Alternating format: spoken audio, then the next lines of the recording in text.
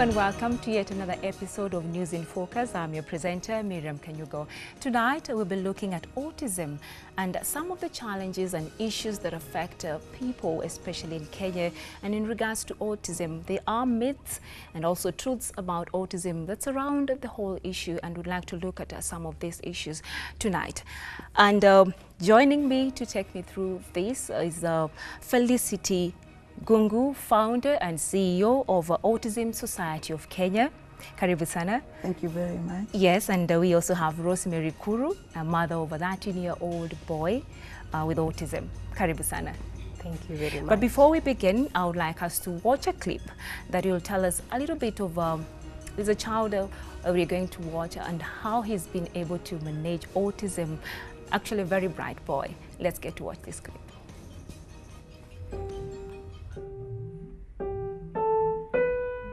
Meet 14-year-old Alfred Gatheru. Gatheru is a pupil at Crystal Manor School, where he continues to excel in class despite his condition. His favorite subject is mathematics. The 14-year-old is also in love with computers. When you ask him, would you want to work on the computer? He agrees to.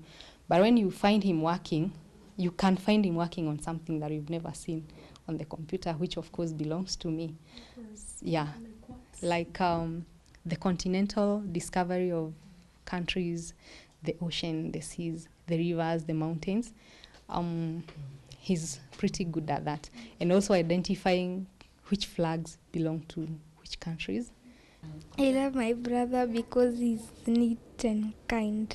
Autistic kids usually perfect one skill, meaning one can become a good musician, an artist, or a great mathematician.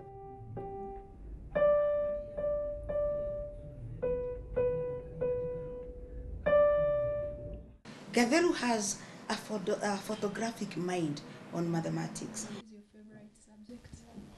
My favorite subject is mathematics and IT. Oh, really? When I take something that is, when I take his things and I've not asked for permission, fight. Gathure's mother, Monica Kamau, is however not happy with the current education system, saying it has not addressed the needs of children with autism. There's no room to have it known that this paper was written by an autistic person. So even whoever is marking that exam will mark just like for any other regular child who sat for the exam. People with autism, she says, can make significant contributions to society. That's if we ensure students' learning experience is commensurate with his or her ability. I have hope that one day Alvin will be independent. I have hope one day that Alvin will excel, maybe have a job, maybe have his own family. I might not live for a longer time than God wants me to be around him. So I want him to be an independent person. So that's what keep on moving. And my family, my husband is very supportive. So he gives me some hope. Gathure's intellectual functioning is extraordinary in some areas, such as memory and factual knowledge. He obtains the highest score possible. Now, we will lose Gatheru because the government has not given us the structure. Gatheru is in class 7, so where is he going? What examination will he sit? What secondary school, what structure has the government set for that kind of a child? Researchers are starting to rethink how much we really know about autistic people and their abilities, with a likely finding that we might be underestimating what autistic people are capable of contributing to society.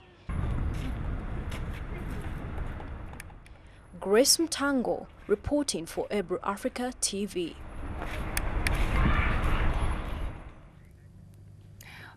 Well, after watching this clip, it is important that we get to look at autism in a bigger spectrum. And some of these challenges, like we've just seen, we'd like to talk about them in this program. Let me start with you, Felicity. First of all, let's begin with where you started. You are a founder and a CEO of a Society of Kenya called Autism. Let's understand, make us understand what really pushed you to start this society. What pushed me to start the Autism Society of Kenya was the fact that I am a grandmother of a 31-year-old young man affected by autism spectrum. When I discovered that my grandson had autism, which took so long because it took about 17 years, I knew he had problems when he was young, but despite the fact that we went all over, saw all the doctors, saw everybody,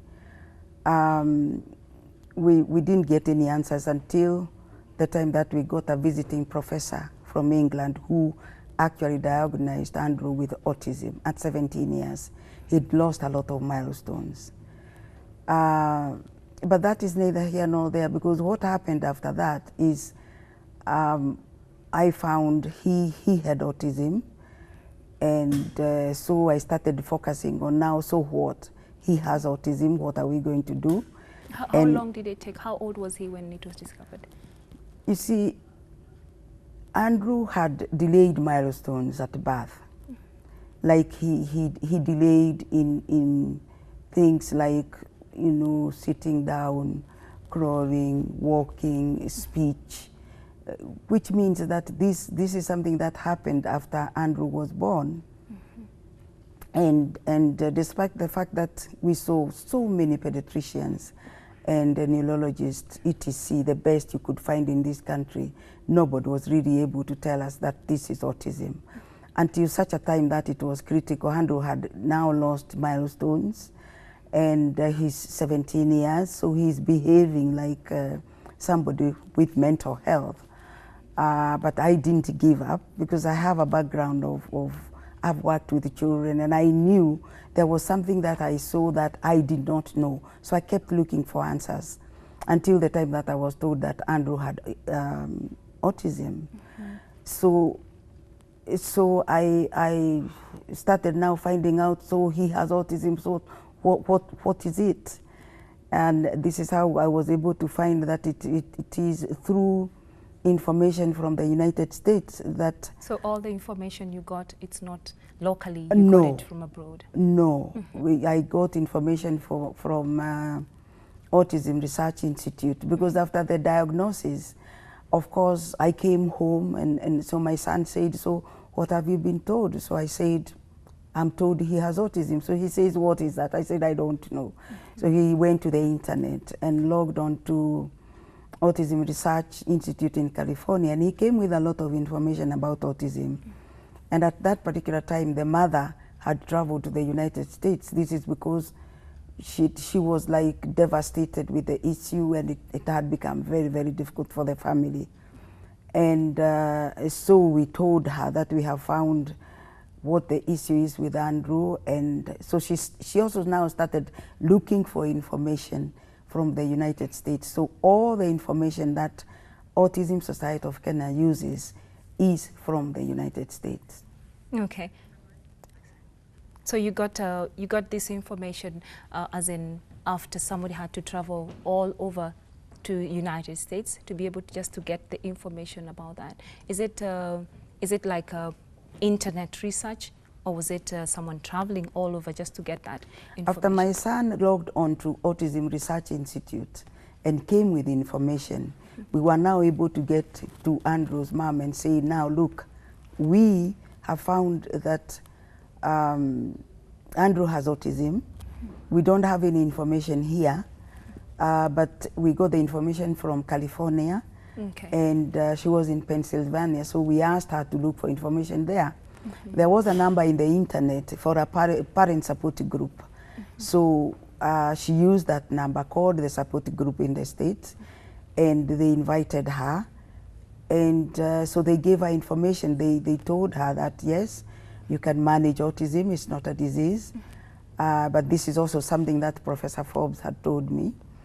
And she bought a book called Biological Treatment for Autism and Pervasive Developmental Disorders. All this time, you're just managing it at home. This is just in the setting of the family. In the setting of the family. Okay. I stayed with Andrew in the house for 8 months. Trying to study. Trying to go through this information, especially the issue. The professor had told me that he has heard that diet works for people with autism. I am a nutritionist. Okay. So I wondered, now which nutrition works?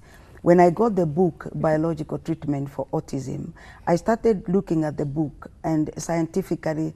so let me ask you. Yeah. You're reading on your own Yes. in this book, as in nobody is actually telling you, you need to read this, you need to read that. No. It's all about what is it that I know, what is it that I have read on the internet, what is it that I have heard someone say, Yes. then you follow that and then you get to read from the book just to have that. Yes.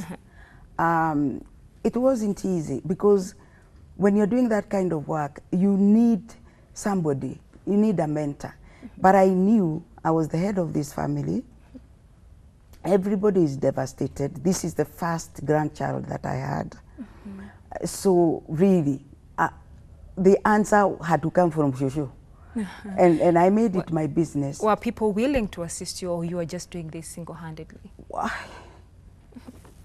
Which people now? I mean, the family or professionals? My family was with me all the way around.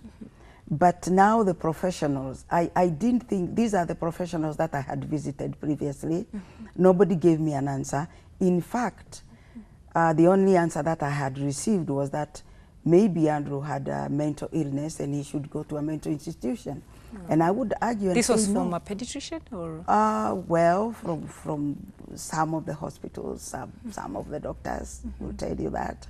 Just by physical diagnosis, or they used the... well, you see, diagnosis. after 14 years, those affected by autism have characteristics of people who are mentally ill. One, they are nonverbal, and they may be very aggressive, hyperactive, and therefore, I think it is somebody looks at that characteristic and really decides that maybe this is mental institute. This boy belongs to a mental institution, and I would say no and start looking for information from there.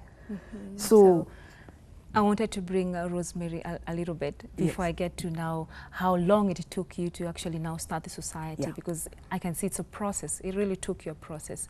And Rosemary, maybe you could talk about how you got to discover that your son is autistic, because you've also talked about the challenges of getting to understand the diagnosis. Did it also take you that long to understand that your son is suffering from autism? For our case, it was a bit different. He's our first son. He had his milestones correct up to 1 year. So when we went to hospital, it was for normal well baby clinic. He was... I hear you talking of milestone. Maybe there's someone who does not understand what milestone is. Sorry. So milestones is like when you expect the child to sit on their own, to firm their neck. Okay. He would just be on time the way it is expected, even weight-wise. Even though he was a small baby, he didn't gain a lot of weight in the first 1 year. But during birth, was it normal, as in the weight was normal and everything? Yes, it was normal. The delivery was normal. There was no complication. And actually, there was nothing unusual about the baby. But after 1 year, that is when we started noticing something unusual. Delayed speech was the first thing that we noticed. There were 2 other children born around the same time with him, and they had gained a lot of speech. Him, he was not. And on top of not talking, he would behave what we would call queer then, very hyperactive. He would never get your attention, no matter what you did. Like, he would not look at you when you're talking to him. And you'd find like he's not concentrating. It's like he's in his own world, so to say. So my husband and I decided to just take him to hospital, just find out what the problem is. We've visited several pediatricians, actually 2 to be precise. And there were many theories, like because he's the firstborn, probably that is why he's not gathering speech as expected. But even on top of that, what would not satisfy us was the hyperactivity. He would never sit still. He would never, when you let just him kept on moving all the time. If he started walking, he would follow a path and not think of coming back. You know, and he had that kind of energy. He would just walk and walk and walk and walk on. So, and the more he continued, he also was not toilet trained. And we tried very much. We'd see other children not struggling, the parents not struggling too much, now to give them the potty and all that. But no matter how hard we tried, no matter how gentle we were with him, he would not get toilet trained. I would like us to have Daktari talk to us. Okay. He's already come on phone so that he tells us more about diagnosis. We are talking about some of the issues, especially in the medical sector, that really affected both of you. Diagnosis was not really coming forth.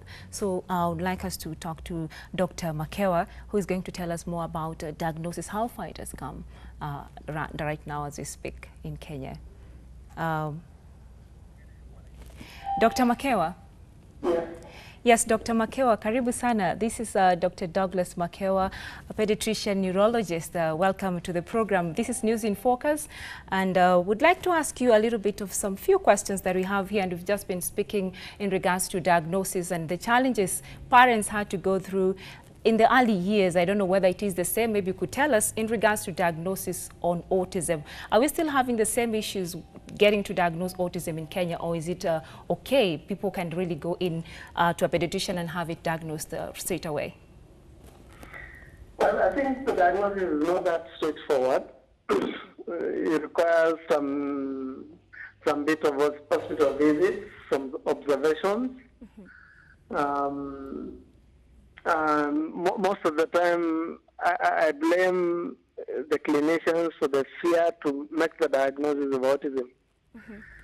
And the fact that most of them may not be sensitized to making that diagnosis. I think basically that's the main problem. Would you think probably some of the myths are also stretched out to the medical team, whereby they fear to actually diagnose because of they have probably a myth, like we have, most of them think probably they are mentally disturbed, probably they think they're crazy or something. Could it also be a challenge here with the medical team? They believe probably a child is just medically ill. Now, most of the pediatricians that make that diagnosis, the unfortunate bit is most of the time everybody will go to health workers. And most of the health workers are not enabled to make that diagnosis. But if they go to a pediatrician, most likely they make the diagnosis of autism.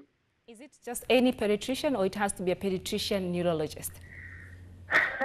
Most of the time, most pediatricians will, if they are sensitized enough. A few years ago, it was difficult to make that diagnosis because everybody feared. Will they make the wrong diagnosis? Are they sure they are making the right diagnosis? But today, people are more sensitized than, say, in the last 5-10 years. In the recent 5 years, more people are sensitized and more people make that diagnosis. More pediatricians will make that diagnosis. Okay, Daktari, could you tell us whether autism is inherited? Is it inheritable if a family has, probably it extends to the generations to come? So far, the inheritance factor has not been conclusively determined, but it's environmental, genetic relationship. It doesn't always mean that if somebody has autism in a family, then the next person will get autism. Or if a father has autism, the daughters and the sons will get autism. Okay, maybe let's talk about teratogens. Maybe I could explain a little bit. You understand teratogens, and when a mother is pregnant, there are some teratogens, either physical or be it they're within the mother, that could affect a child.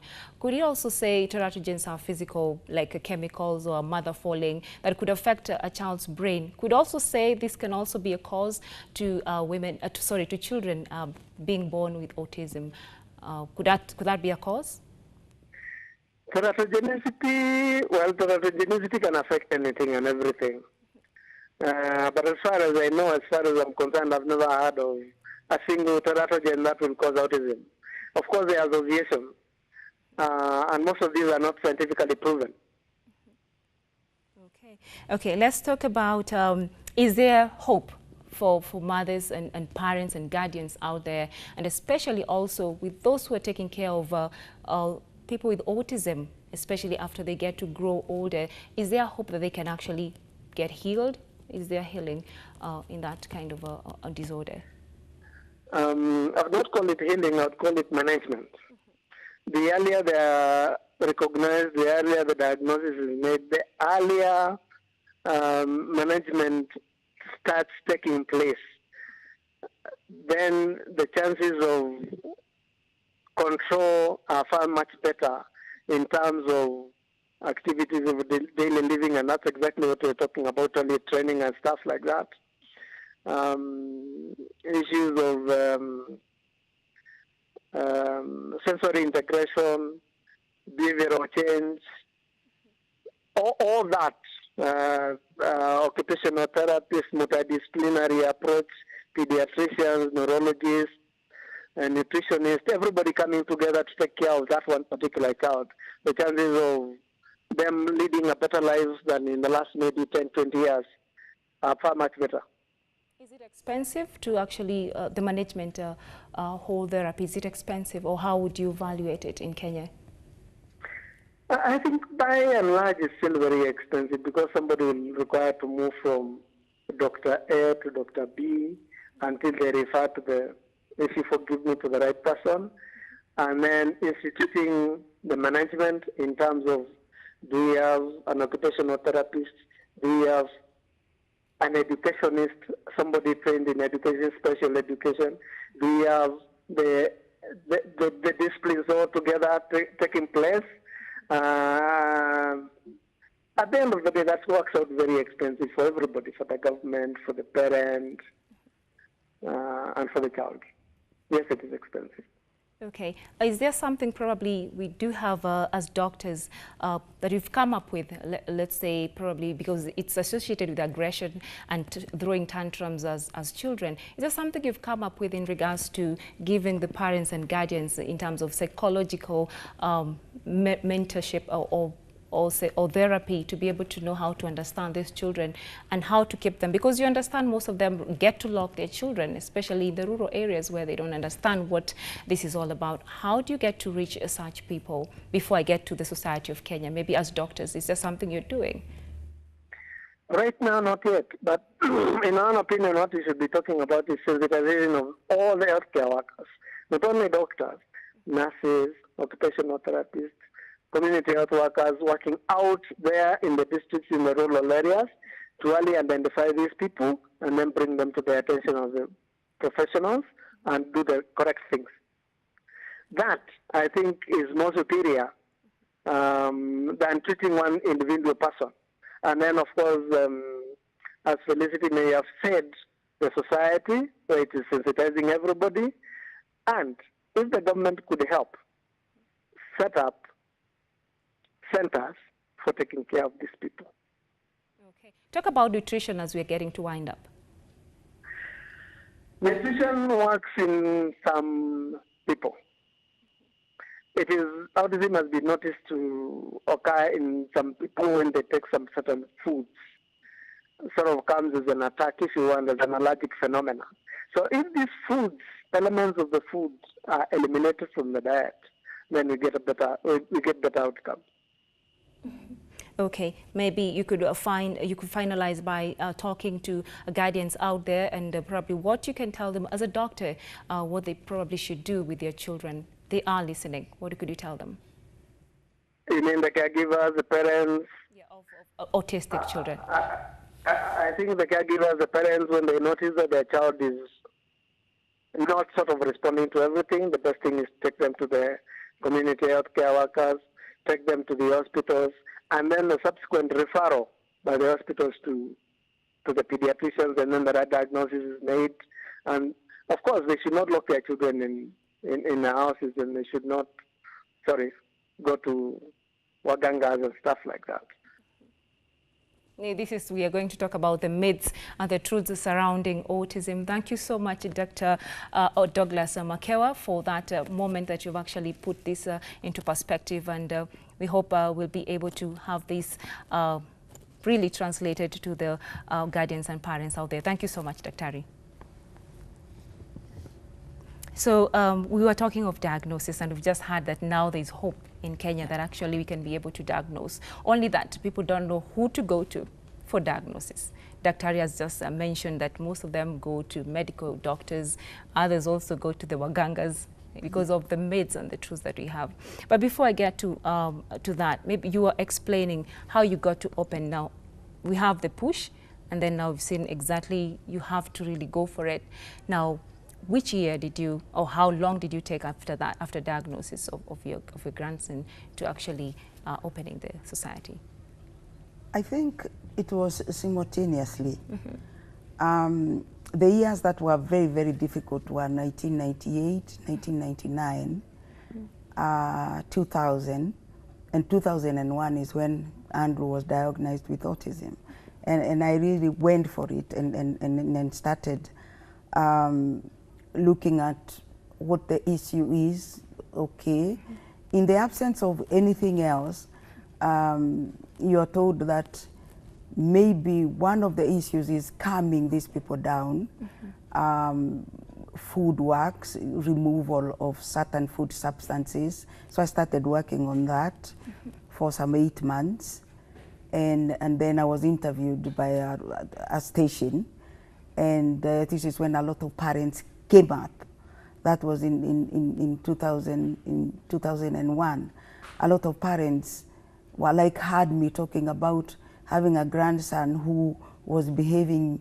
So did you have a team after discovering, after the 8 years? Did you have a team that?